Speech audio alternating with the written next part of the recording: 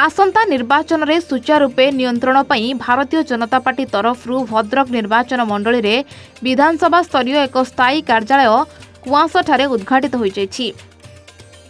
एही अवसर में विधानसभा प्रार्थी सीतांशु शेखर महापात्र, लोकसभा प्रार्थी अभिमन्यु सेठी जोगदे आनुष्ठानिक भाव कार्यालय को उद्घाटन करथिले।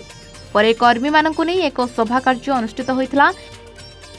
एही अवसर में किछि अन्य दलर कर्मी मिसिथिबा बेले आगामी दिन में अनेक नेता और कर्मी बीजेपी रे जोगदेवा सह भद्रक समेत ओडिशा रे डबल इंजिन सरकार गठन हेबो बोली कहिसंती सांसद प्रार्थी अभिमन्यु सेठी।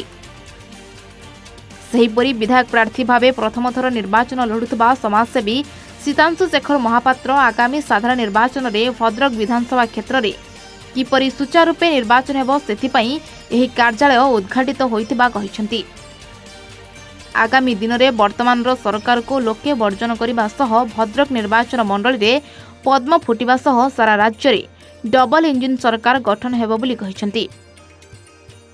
तेबे एही नूतन कार्यालय उद्घाटन समारोह में जिला सभापति समेत अनेक नेता और कर्मी अनुपस्थिति राजनैतिक माहौल को सरगरम करिछि।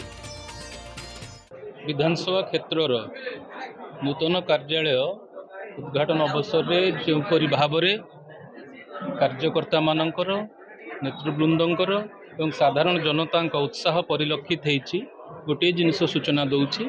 आगामी दिन में भारतीय जनता पार्टी प्रार्थी माने एठारे विजयी होगाकू जाउछंती। मोदीजी विकसित भारतर संकल्प मोदी ग्यारंटी को ओडिशावासी ग्रहण करिसंती। एही अवसर रे जो माने आज भारतीय जनता पार्टी रे विधिबद्ध भाव में योगदान कले तांको सर्वप्रथम मु भारतीय जनता पार्टी को स्वागत करुच्ची। देखो भद्रक विधानसभा क्षेत्र में निर्वाचन सुचारू रूपे परिचालना आज एक स्थायी कार्य उद्घाटन होती। यही कार्यक्रम में आमर जी लोकसभा प्रार्थी श्रीयुक्त अभिमन्यु सेठी महोदय उपस्थित थे एवं अनेक वरिष्ठ नेतृमंडली उपस्थित थे।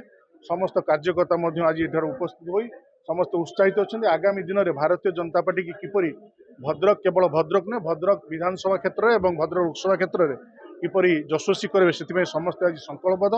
कारण दीर्घ 24 वर्षर जो भ्रष्टाचारी सरकार विरुद्ध में आज समस्त ओडिशावासी स्थिर कर सारी मनस्थ कर सारी एथर परिवर्तन आवश्यकता अच्छी। भद्रकरू सुब्रकांत राउतराय रिपोर्ट A1 ओडिशा।